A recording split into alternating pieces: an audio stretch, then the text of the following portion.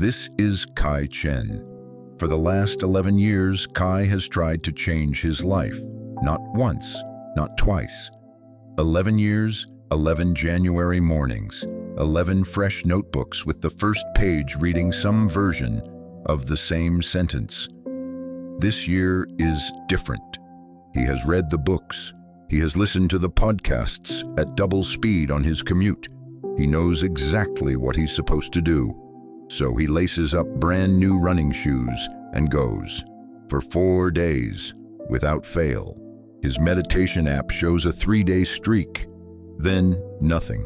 And on a night like most others, he tears a fresh page out of his journal, crumples it, and starts again. And yet, every single time, by February, sometimes by the second week of January, he is back where he started, somehow further back, as if the trying itself cost him something. Tonight, Kai is about to meet someone who will explain why, not with more discipline, not with a better system, but with an idea that will feel at first like the opposite of everything he's been taught. Kai worked in logistics, a job that rewarded exactly one skill, forcing something to happen on schedule, no matter what got in the way. A delayed shipment wasn't a signal to adjust. It was an obstacle to overpower with enough phone calls, enough pressure, enough will. He'd become very good at this. So naturally, when he looked at his own life, the extra weight, the anger that flared too easily with his younger brother, the anxiety that kept him rehearsing conversations at 2 in the morning, he applied the only method he knew. Rule 1, he wrote, no sugar. Rule 2, gym, 5 days, no excuses. He underlined it twice, hard enough to tear the page. He would start Monday with something close to violence in his own chest, a tightness, a bracing, like a soldier steeling himself before a battle he'd already fought and lost 10 times before. And that, though he didn't know it yet, was the first clue. By Thursday, something in him would simply revolt. He couldn't explain it. It wasn't laziness exactly. It felt more like a rubber band that had been pulled too far, snapping back harder than before. And then, this was the part that really confused him. He'd feel worse than if he'd never tried at all, heavier, more stuck. Everyone else can do this, he thought. Why can't I just do the thing? What Kai didn't know, what almost no one tells you, is that he wasn't failing at change. He was succeeding perfectly at something else entirely. He just didn't know what. He'd started walking by the river some mornings. Not to exercise, just to escape the apartment that had begun to feel like a small courtroom, where he was both defendant and judge. It was on one of these aimless mornings that Kai first noticed the old man, sitting on a low stone by the water, not fishing, not meditating dramatically, just watching the river. He was there the next morning too, and the morning after that. His name, Kai would learn, was Master Lin. He didn't offer the title himself. Kai found out later from an old woman who sold tea nearby that he'd once taught Taoist philosophy at a university before deciding he preferred rivers to lecture halls. On the 4th morning, curiosity beat out Kai's usual instinct to keep to himself. "Excuse me," he said. "You're here every day. Do you fish?" "There's never a rod." The old man smiled without turning. "I watch the river decide where to go," he said. "It's better company than most people I know." "Can I ask you something?" Kai said. "You look like someone who has his life figured out. Calm. Not fighting anything." "Is that what it looks like?" Master Lin said, genuinely amused. "I don't know," Kai said. "I just know I don't feel like that. I keep trying to fix things about myself and I keep failing, and it's starting to feel less like bad luck and more like, I don't know, like I'm broken somewhere." Master Lin was quiet for a moment, turning a small stone over in his hand. "You're not broken," he said. "You're pushing a river." What does that mean?" Kai asked. "Tell me what you're trying to change," Master Lin said. "Specifically." Everything, basically, Kai said. My weight. I lose my temper with my brother over nothing, and I hate myself after. I can't sleep because my mind won't stop replaying things. I make a plan every January, and by February it's dead. Every year. 11 years now. And how do you make the plan? Master Lin asked. What do you mean how? Kai said. I decide what's wrong, and I force myself to stop doing it. There it is, Master Lin said, nodding slowly, as if this confirmed something. Master Lin stood, walked a few steps to the river's edge. Kai followed. Come, Master Lin said, look at this water. The current bent around a large rock in its path. Not stopping, not smashing through, simply bending, finding the space beside it, continuing on the other side without losing any of its volume or momentum. What is the water doing to the rock? Master Lin asked. Nothing, Kai said. It's just going around it. Is the water weaker than the rock? Kai hesitated. No, actually, no. Water carves canyons. It's stronger over time, just not right now, not in this moment against this specific rock. Good, Master Lin said. Now, what would happen if the water tried to force itself straight through the rock, refused to bend, insisted on the direct path? It would just crash into it, Kai said, splash back on itself, go nowhere. This is what you have been doing for 11 years, Master Lin said. You saw a rock, your weight, your temper, your sleepless mind. And instead of finding the shape of the river around it, you have been running straight at it over and over and calling the resulting splash effort. This is the moment worth pausing on, because what Master Lin is describing isn't just a nice metaphor, it's a precise, almost mechanical explanation for why willpower-based change so often fails. And it's worth understanding exactly how. In Taoist thought, this idea has a name, Wu Wei. It's often mistranslated as doing nothing, which makes it sound like an excuse for laziness. That's not it at all. Wu Wei means effortless action, action that works with the shape of things as they actually are, rather than against it. Not passivity. Precision. Every habit you have, Master Lin continued, sitting back down, even the ones you hate, is a groove worn into you by repetition. Your anger at your brother.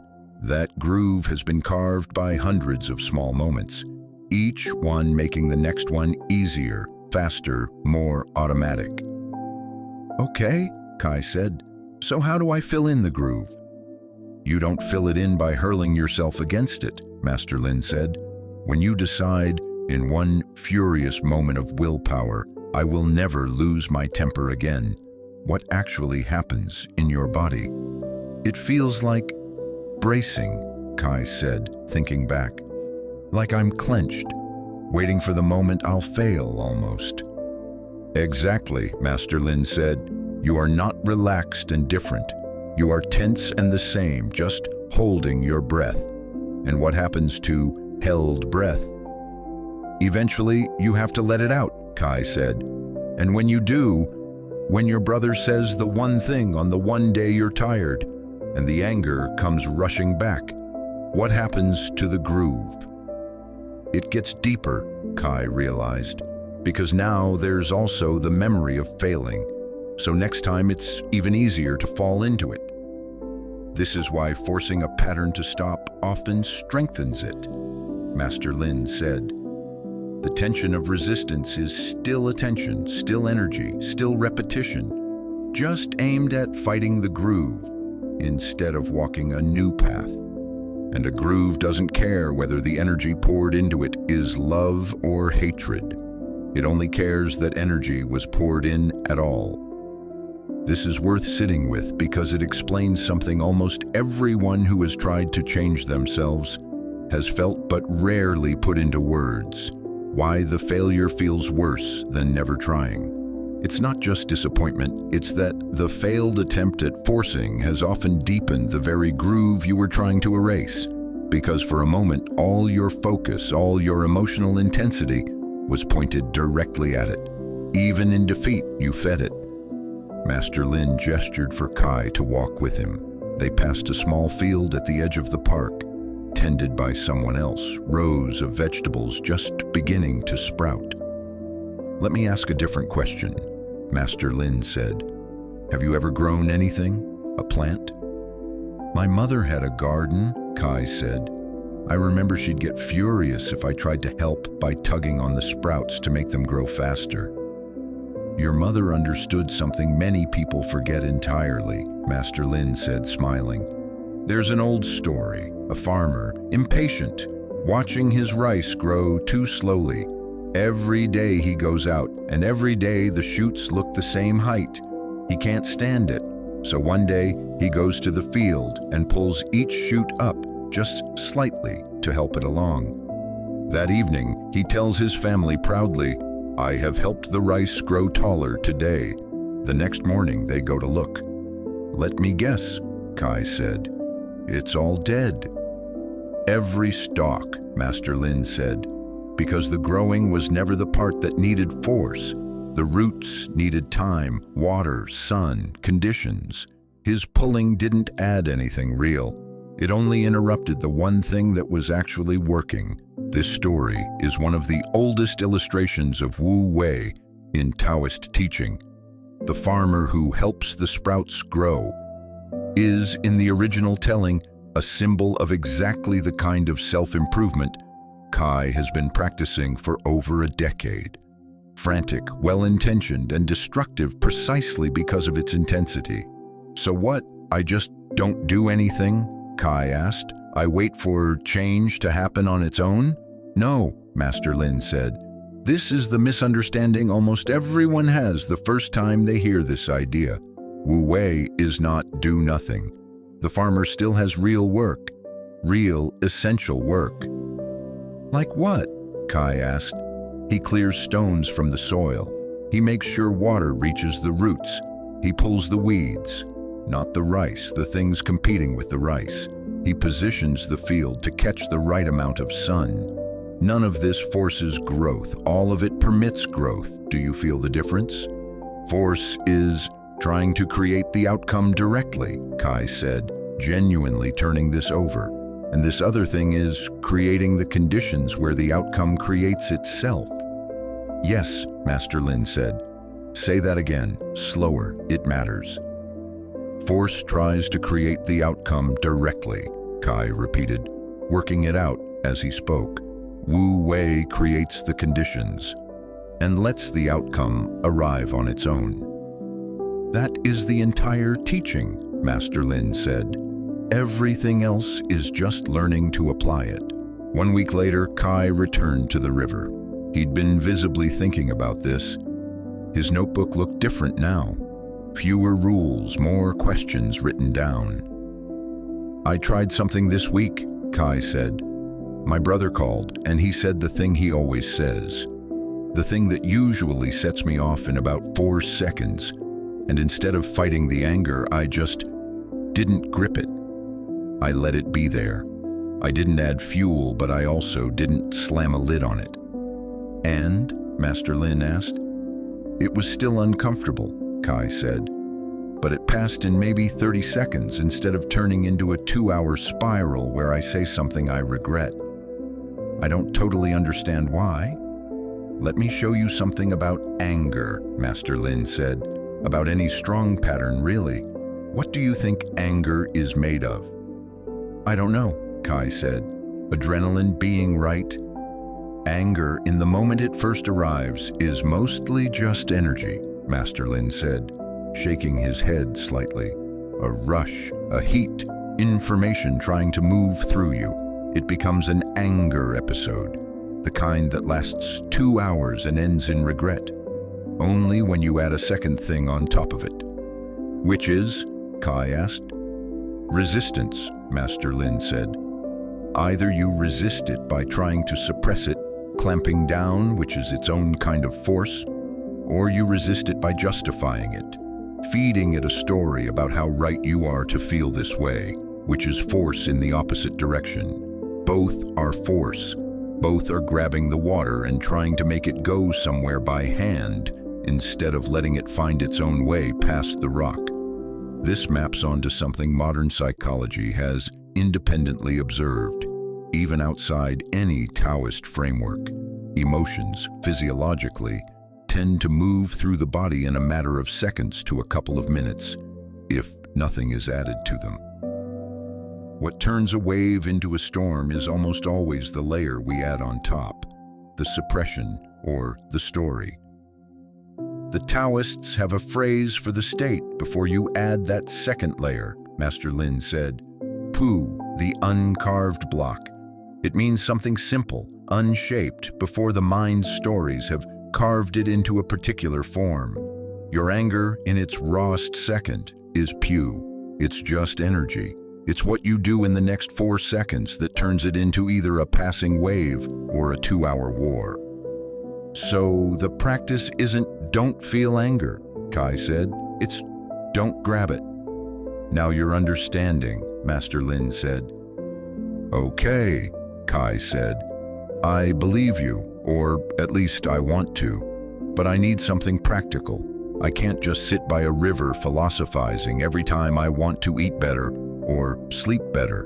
What do I actually do differently starting tomorrow? Good, Master Lin said, with a small approving nod. Wisdom without practice is just a nicer kind of stuck. Here is what I would offer you. Not 11 rules, 3 shifts. First shift, stop asking how do I force this to stop, and start asking what condition is feeding this. Your body doesn't crave sugar at 9 p.m. because it's weak. It's responding to a condition. Maybe you're exhausted. Maybe dinner had no protein. Maybe it's the one moment of comfort in an otherwise demanding day.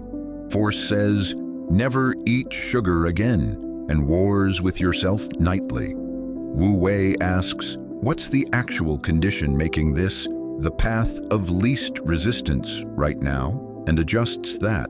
Sleep earlier, eat more protein at dinner, find another 5-minute comfort that isn't food. You're not fighting the river, you're changing the landscape it flows through. Okay, Kai said, that's actually different from anything I've tried.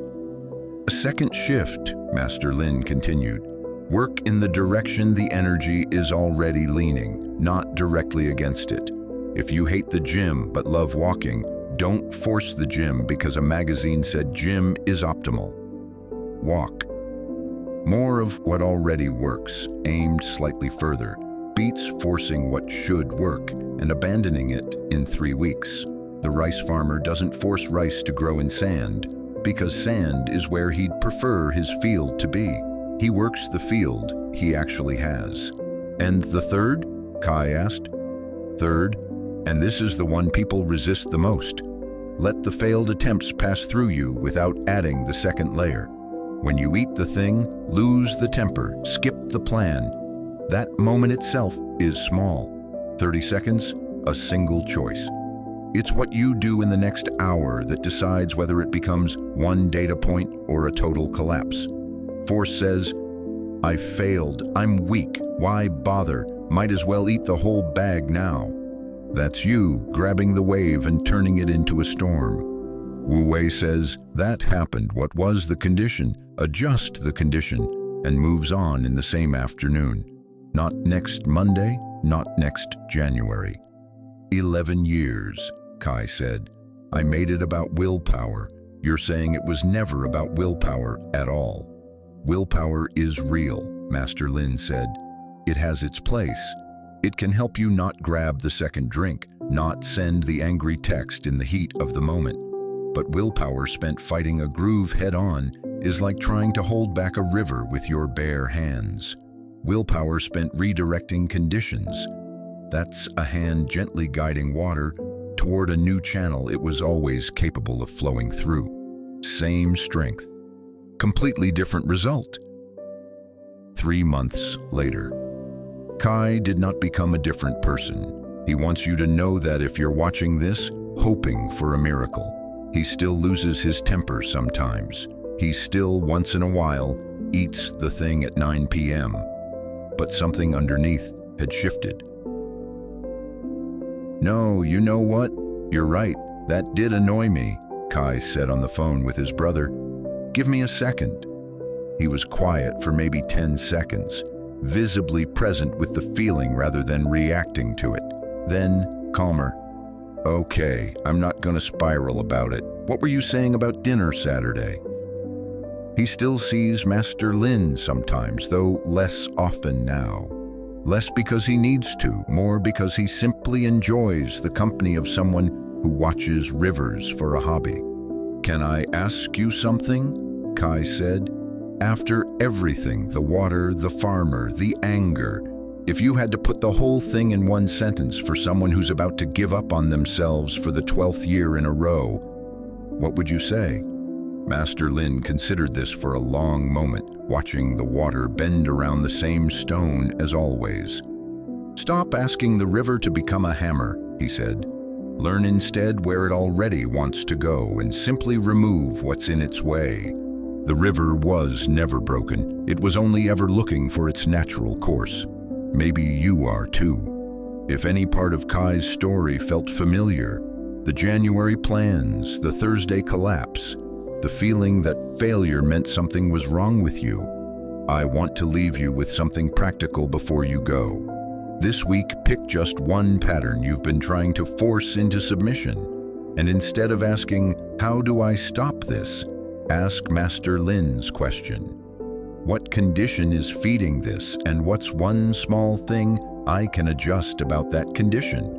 Not the behavior itself, the condition around it. That's the whole practice. Not 11 rules, one honest question. If you want more stories like this one, where we take a real Taoist teaching and follow one person actually trying to live it, imperfectly, the way real change actually happens, subscribe and I'll see you in the next one.